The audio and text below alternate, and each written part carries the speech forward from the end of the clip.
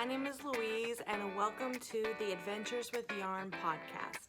This is my podcast where I talk mainly about knitting and crochet, as well as any other crafts that I might be into. If you are a new viewer, welcome. If you like what you see, feel free to subscribe. And if you are a current subscriber, welcome back. I'm very glad that you've decided to join me. So, this week, I've got a few things to show you. We are going to do kind of the regular thing. I'm going to show you my projects that I've finished, the projects that I'm working on, kind of talk about some yarny stuff like that. And then this week we're actually going to touch on a sensitive topic that has been circulating its way through the knitting community, and that is the topic of racism, discrimination, and inequality in the knitting community. All right, but before we get into that, like I said, I'm Louise. I'm a nurse in Oregon, and I'm obsessed with knitting and crochet. So I have a finished object to show you, and it is the long-awaited Gokstad hat that is a Christmas present for my mother. Here it is, finished, even with the faux fur pom-pom. This yarn I feel like is so pretty. This is the color Poison by Madeline Tosh with hollow glitter in it. The Gokstad hat pattern here has this lovely cable there, and then there is some different knit and purl textures along the sides. I was making this as a present for my mom, and kind of got a little overwhelmed with all the Knitmas gift knitting that I was making. And so I knew that she would understand because she is a crafter as well. And she did understand. It was kind of funny. We got together for Christmas, and she was still working on her present for me. I was still working on her present for her. So she just sent mine late. I will send hers late. We just kind of get it. But I still have to send mine to her, as you can see. I put this down for a little while right at Christmas so that I could make something for myself as my Christmas present to myself right after Christmas. Like Christmas gift knitting, done, Christmas, put it down, and made myself some socks that I do very much appreciate and love. Getting to have a pair of my own knitted socks. It's really cool. But I think I might have to make something like this for me too. I think this is super, super cute. Should I put it on? Let's see here. Woo! Yeah, I think that this is really super cute. Get a hand in that pom-pom there. It's definitely very slouchy. It is very, very slouchy. My sister helped me pick out the color of the pom-pom. I found a pack of different colors that you could choose from, and what's really cool about these pom-poms is that they come off. They have like this little snap on them. If I could show you this here, and there is a snap there. Now you have your snap here, so now you can interchange the pom-poms if you like, and you can use a different color for different days. I think that's really cool. So hopefully she will like that. I'll be sending that to her in the mail. So that is my only finished object of this week. The other objects are works in progress, but I mentioned them in my last week's podcast. I just hadn't actually started them. I hadn't cast on yet. So these will be new things to show you. So as part of the Make 9 challenge for 2019, I had made a goal of making myself a sweater for the first time. I've only made baby sweaters before, but I wanted to make myself a sweater, and so I accumulated the needed amount of yarn, which was a little bit of a feat, but I chose my color, I chose the yarn, I found a pattern. The pattern is, I'm pretty sure it's called just the basic raglan pullover. It's by Joji Locatelli, and I chose her specific pattern because it looks simple, a good starting pattern. I think I might have wanted to go for the no frills sweater that I see a lot of people making, but the no frills sweater only goes up to like an XL, and I think that I would be more comfortable in a 2XL, and that size was not featured in that pattern. And as a beginner sweater knitter, I definitely would not feel comfortable tackling the project of trying to adjust the pattern to fit me. So, but Joji Locatelli, I think her pattern goes up to like 4XL. So awesome. So I can knit a sweater that's gonna fit me. So this is what I have so far. This I have cast on. This is a top-down sweater. And so I have the ribbing of the neckline so far. And I have here my adorable little stitch marker from Pitter Patter Polymer. This little piece of birthday cake. How am I gonna do this here? It's got little sprinkles on it. Very fun, very cute, and I felt went very well against this color yarn, which is called Midnight Sun. This is from Amy Florence of the Stranded podcast, who also dyes her own yarn, which I think is called Stranded also. But yes, I think I really like this pale purpley color, and so far so good. I have done the ribbing here, which is a knit 2 purl 2 ribbing, and then it sounds like there will be short rows, which is a certain technique for shaping for the back of the neck. And so I think some people struggle with that sometimes. What I've researched on Google, it sounds simple enough. We'll see. We will see. But I'm very excited that I have cast that on and started this sweater, and I cannot wait to wear it someday, eventually. Okay, the next thing that I cast on, I had planned on using this yarn here to make some zombie colored socks. This yarn is from Biff Sugar Yarns. It is the colorway called Radioactive Zombies, and I thought this would be so fun to make socks, matching socks for my husband and I, with him playing his Fallout video game, whatever. And there are zombies, and they're kind of dirty and yucky and radioactive. I thought this would be really fun. So he likes short socks, like no-show socks. So I found a pattern called Rose City Rollers, and it's kind of cool too that the pattern is called that. I should do a little more digging and see if if the pattern designer is talking about Portland, Oregon, which is sometimes also called Rose City, to see if that is see if there's a connection there.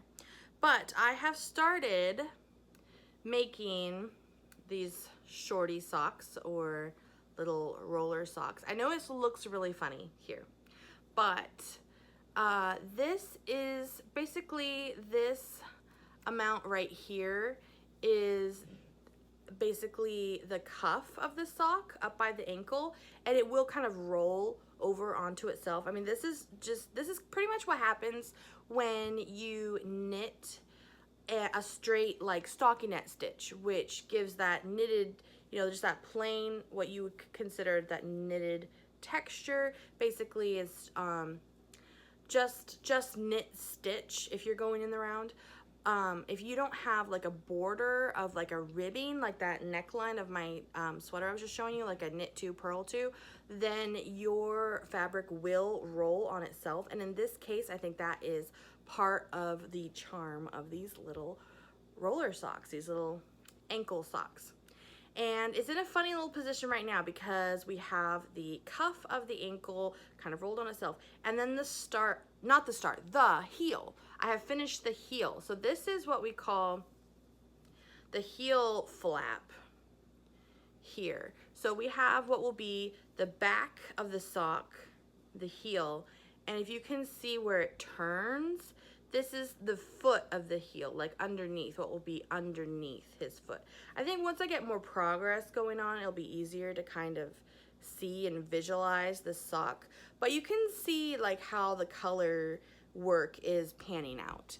And I really like it. It's fun, and I guess brings me back to my default of gift knitting, which I do still enjoy. It's been really nice to have made myself a pair of socks this last year, but I do really love knitting for other people. I have this freaking adorable Cosmic Brownie stitch marker, again from Pitter Patter Polymer. I am a sucker for her food stuff. They're just so cute. Anyways, so these will be the zombie socks for my husband. Rose City Roller socks. All right, so that is a lot of fun. Okay, and the socks are living in my bag by Blue Q. These bags are made out of 95% recycled items. I don't think these were originally intended for knitting projects, but right when I saw them, I was like, that would be a perfect project bag, especially for socks. I mean, it just fits everything that I need. I can just stick in there. It's pretty durable. So I feel like my stuff's pretty safe in there, and it's just really easy to bring along. You just pick it up, carry it, and go. All right, the next thing that I have is my progress on making a little crocheted lobster. So I have this book, Crocheted Sea Creatures by Vanessa Munchi, that I was given for Christmas by my sister. And I think that my sister especially gave this to me so that I could knit things for the niece that we share. It's not this sister's baby, but it's one of my other sister's babies. I have 3 sisters. Anyways, so she got me this book. She's like, you could make these for baby Liviana. I was like, yes, that'd be so cool. That'd be so cute. There's a lot of really fun things here. So I had started making the lobster. So this is what the lobster is supposed to look like. And this is what I have so far. Okay. So I have filled this with stuffing so far. The pattern called that once you got like up to a certain length, fill with stuffing. I think I kind of overfilled this, but I think that as I continue to crochet on up, I'll just kind of like squish the stuffing up so that it is as full or not as full as I want it to be. Okay, this is really funny that this is yet another Pitter Patter Polymer stitch marker, but this one is the chocolate chip cookie, which I was very pleasantly surprised to receive with another purchase that I got. That was freaking awesome. Okay, yeah, I really am just a sucker for the food stuff. That purse is so cute. But back to the lobster. So we have, this will be the body of the lobster. I think sometimes when you're making amigurumi, which is this pattern of crochet, this pattern of crocheting in the round to make like these objects like stuffed animals, sometimes they'll have you like insert the eyeballs like as you get to here, then insert them right here. But actually this pattern calls for it later on, which is a little bit weird, a little bit different, but you know, I'll bite. I'll try it. Like, okay, we'll see. We'll see. I think though that I'm gonna have to tear this back and start over here. The instructions got a little bit confusing, and it was one of those things where they described this technique for this ridge here, and I interpreted it this way so that it came out this way.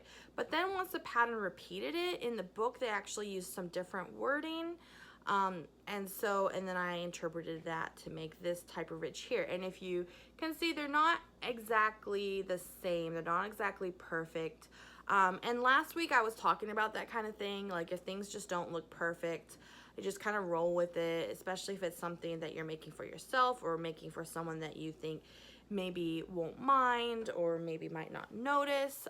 But crochet actually is a bit different in that I can crochet so much faster than I knit. So I think I will end up just tearing this back and starting the ridged part over. So basically this will be the lobster's body, and then it kind of ridges on its tail.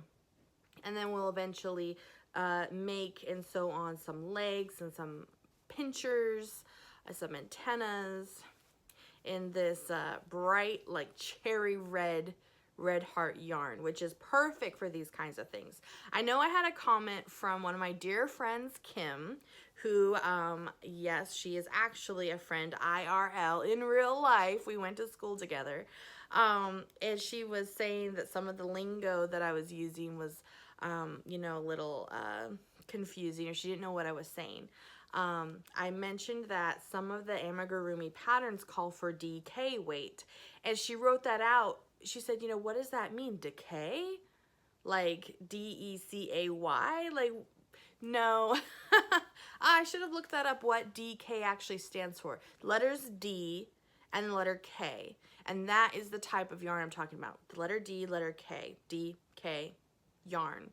Basically, I don't know what it stands for. I should find that out. But it's a little bit thinner than this weight, which is called worsted. Your worsted weight is like your standard weight.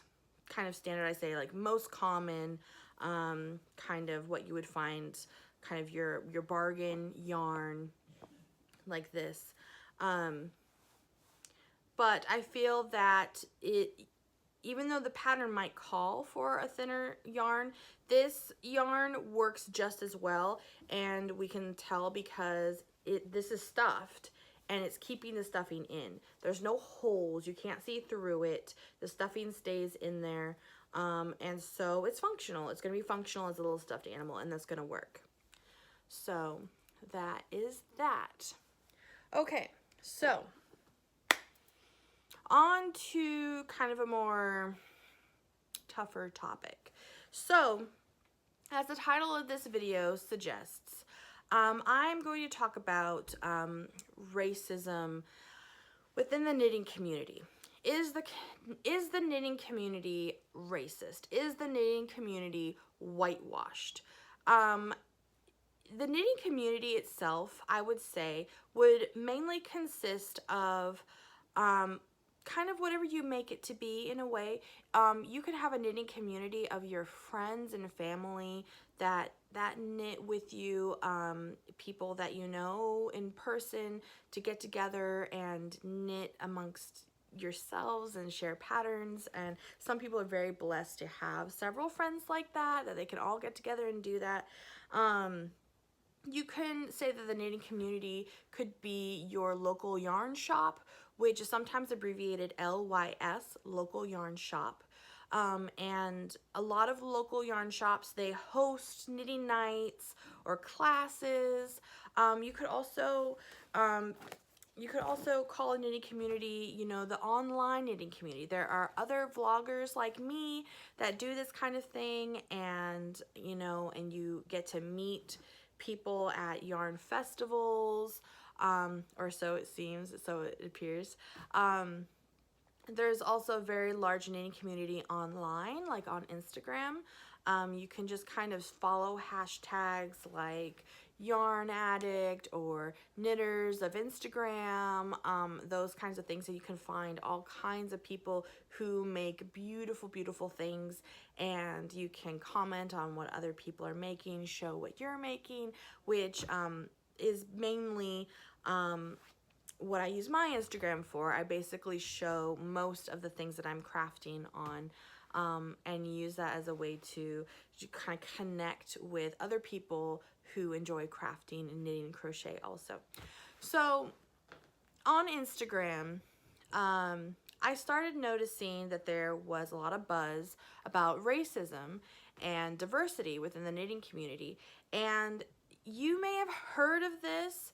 You may know all about it. Maybe you were like me and you kind of saw some of it and you were kind of confused, like what started this conversation, what is offensive to people, what's going on, or this might be completely new to you. Maybe you didn't know that there was a knitting community in which there could be racism and discrimination. And actually, unfortunately, because there still exists racism and discrimination in the world and society at large, unfortunately, there is still racism and discrimination within the knitting community, because the knitting community is made up of people who make up the world and our society. So I was wondering what sparked this very intense, heated dialogue conversation going on online within the knitting community that I view online, and did just a little bit of digging, a little bit of research, and I can kind of tell you what appeared to go down was that there a specific knitting blogger who writes words and a typed blog.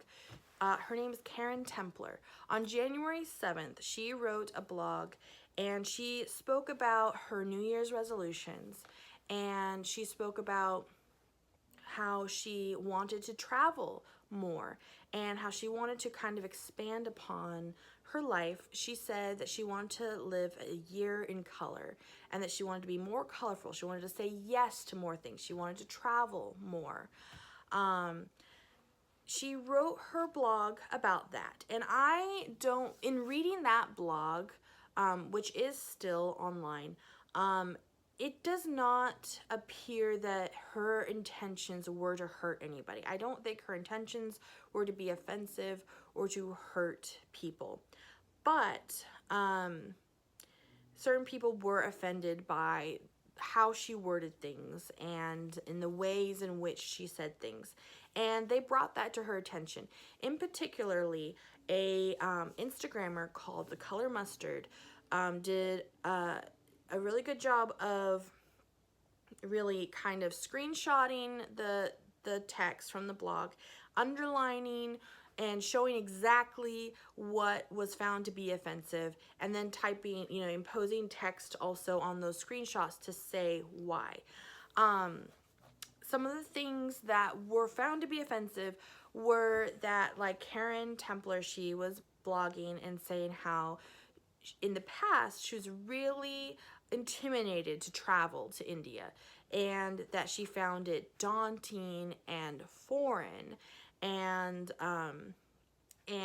that was found to be offensive. And to the point, where the Color Mustard Instagram user was saying, aren't you saying that it was hard for you to travel before, but now it's easier because aren't you saying that the world will bend over backwards now to accommodate the likes of you? After she was kind of talking about how it was hard to do before, now it's a bit more easier for people to travel. Karen Templar had said in her blog that, she wanted to have this be her year of color. She said, I want to be color, live in color. And the Instagram user, The Color Mustard, said, that is really hurtful for people of color. You don't understand how harmful that is to say those words for people of color, that they would find that harmful and hurtful. There are some other things in the blog. Karen kind of also, when she talked about how intimidated she was to travel to India in the past, she was saying how at one point when she was younger, she had been offered a trip to go to India with a friend of hers and their family. But at that time, she compared it to taking a trip to Mars. I think that her intent was in a literary analogy to say, it felt as if someone were saying, they might as well have said, why don't you take a trip to Mars? Because it felt that intimidating to her.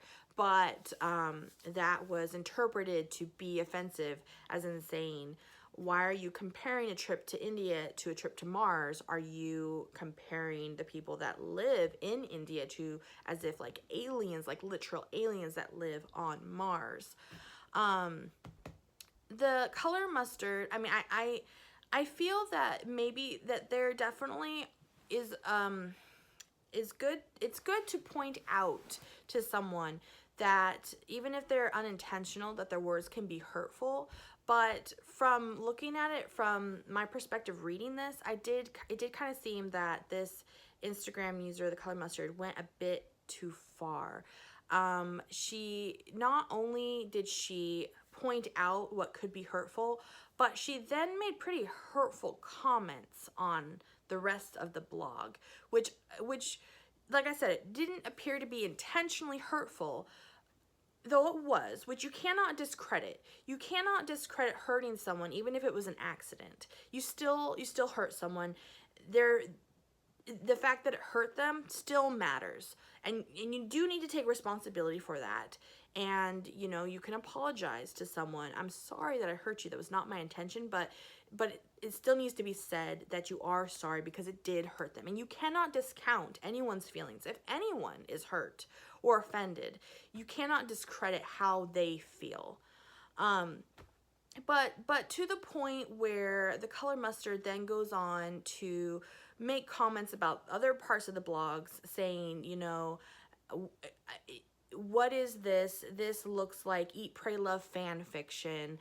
I think scrutinizing to the point of saying that that this blogger's love of India and her hopes to travel to India were being called fetishism, exoticism, and romanticism, and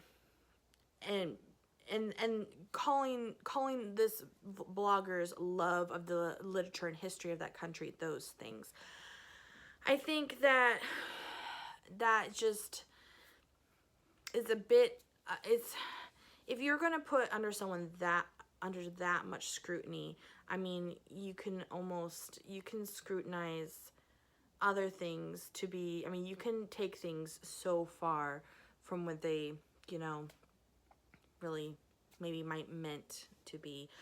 There was another part of the blog where she writes, if I can go to India, I can do anything. And I mean, that kind of ties into the blog and her story, as in like she's saying how scary it was for her to go to India, but if she could do that, she feels that she could do anything else. To which this Instagram user inserts the text, more like, if I'm white, I can do anything, I'm pretty sure. Yikes. I mean, that sounds pretty assuming. And how can you project your assumptions onto somebody while you're accusing them of projecting assumptions on other people, I guess. There was another place in the blog where this vlogger, she says that she doesn't want to box, she says she hopes that we don't box ourselves into our own narrow definition or anyone's definition of who we are. We contain multitudes, is what she said. And this blogger then imposes her text of whiteness so that it says, we contain multitudes of whiteness. Another example was, she says, she ends her blog with her resolutions for the year, and that the last one being that she wants to say yes to more things that make her head explode with joy. And the color mustard then inserts, crosses out heads explode with joy and inserts POC heads explode. So instead of saying, say yes to more things that make my head explode with joy, it then looks like it says, say yes to more things that make POC heads explode. And if you're unaware, POC stands for people of color. So, I mean, I feel like, yes, unintentional, implicit biases or unintentional things that come off hurtful and discriminatory do need to be pointed out. But I mean, do you have to go so far as to then attack that person back? I think it kind of ties into, an eye for an eye. Do you get to hate the people that are showing you hate, which definitely would appear justifiable. There are other people online who are also saying, you know, that anger is a completely valid response to oppression, racism, and brutality. And I mean, yeah, definitely it's understandable to be very angry, but to then like throw that hate back. I mean, how are we going to work towards a world in which everyone can love everyone if we continue this pattern of hate? I would say it's very easy to hate those who hate you, or hate the people that you perceive as hating you. It's not easy to love people that hate you. But I mean, how else are we going to support a world in which we can all accept each other and love each other? I mean, so there's a lot of talk. There's a lot of communication, dialogue going on online with that has been sparked from this blog and the commentary on this blog. The same Instagram user also invited people to share their experiences of racism and discrimination within the yarn community, and it is heartbreaking. It is really sad to hear that there are a lot of people who they feel excluded from online forums. They feel ignored and disregarded in local yarn shops. That's really horrible that still happens, and that these people have to experience that. You know, something that has not really been brought to a whole lot of light within this conversation is also the fact of sexism within the knitting community.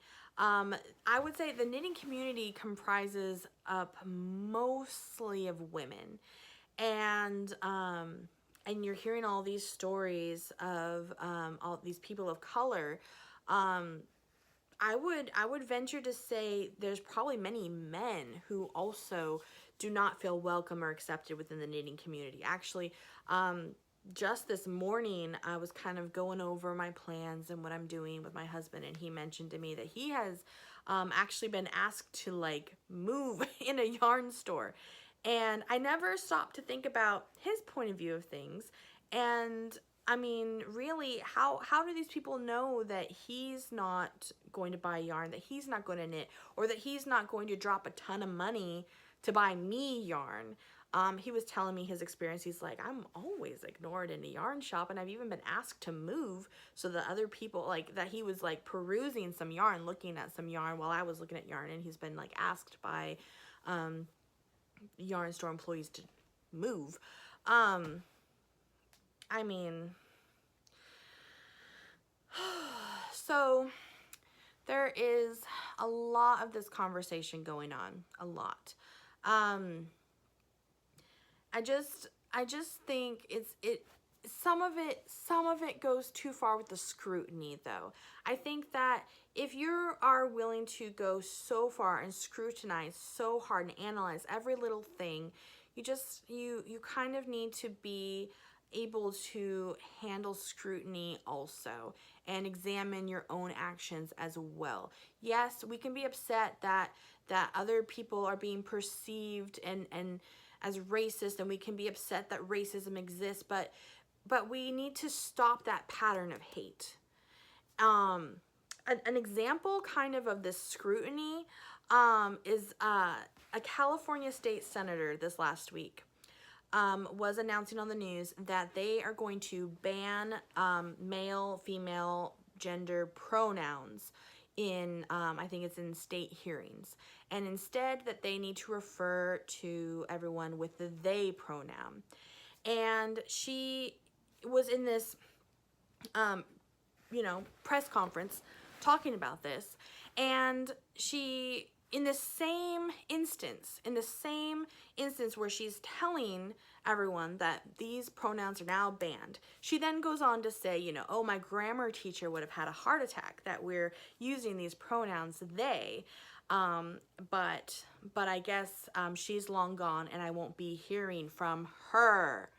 And there she said it, and they had to tell her, no, you won't be hearing from them instead of her. Which you just have to, maybe you have to give people grace too. You have to give people grace. You have to educate people and then give them grace. I think that you just have to let people know. You do need to let people know if they are hurting you. Especially if people don't know what they're doing is hurtful, how can they stop?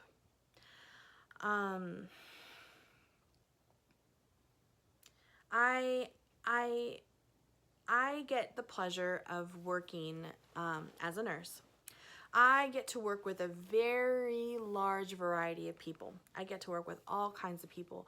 I'm blessed that I do get to help all kinds of people.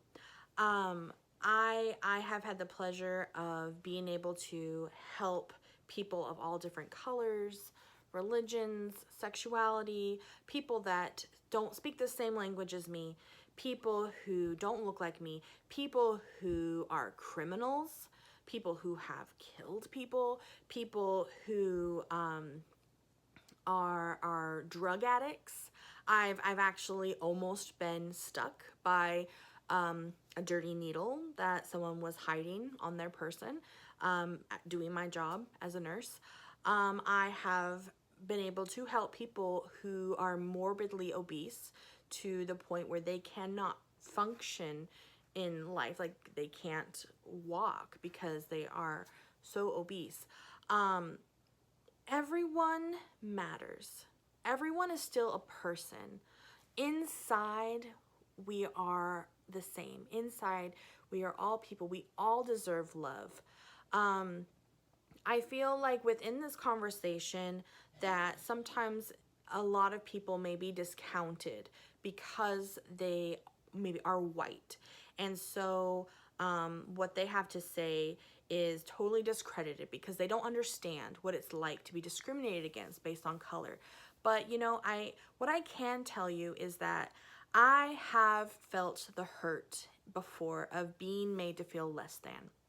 I grew up in a private school and was definitely the poorest person in my class because my parents decided to forego buying an actual house to let me and my 3 sisters go to private school, which is a decision that I have had different feelings about in the past, but have come to respect that my parents are willing to do that.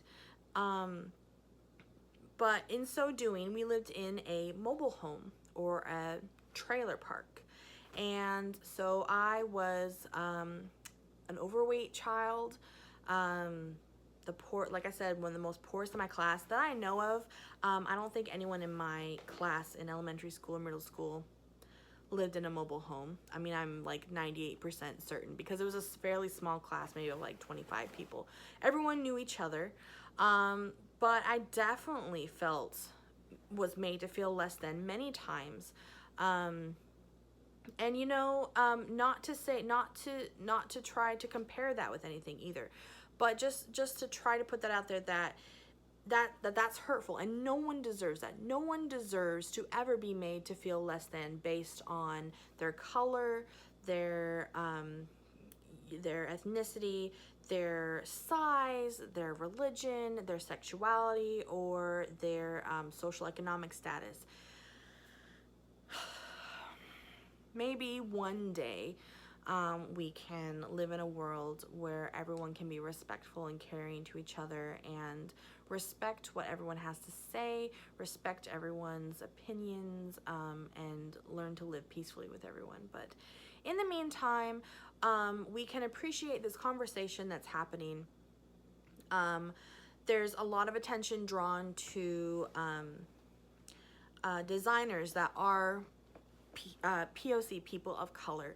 The website Ravelry, which is a website that a lot of knitters and crocheters use to find patterns, they actually have posted a forum to discuss this kind of thing, because of the accusations that the knitting community was whitewashed and that only certain designers were brought to the forefront on this platform that is the majority of where knitters and crocheters get their patterns. So Ravelry had this forum that I think that they have since stopped, and that they were welcoming discussion and dialogue, but they were also kind of moderating the comments. They were, every comment had to be approved.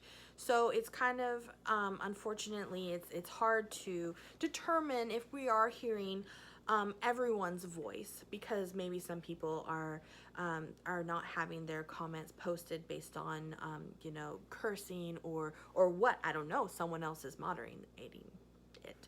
Which does kind of lead you to wonder, is there truth to the possibility that maybe Ravelry does pick and choose which designers they put forward? The majority appears to be people that are white, but is there truth to that? Who knows, except the people who are actually, putting those out, publishing them on that website. Anyways, but like I said, it's a valuable conversation that is going on, and it's an opportunity to listen and respect what others have to say, to respect the hurt that others have felt, and the opportunity to examine in what ways you might be doing things that could unintentionally be hurting others. That is it for my episode this week. I know part of it was talking about actual knitting and crochet, but thank you so much for watching. I really appreciate it. If you like what you see, please hit the thumbs up button and subscribe. Otherwise, I will see you guys all next week. All right, take care, love each other. Goodbye.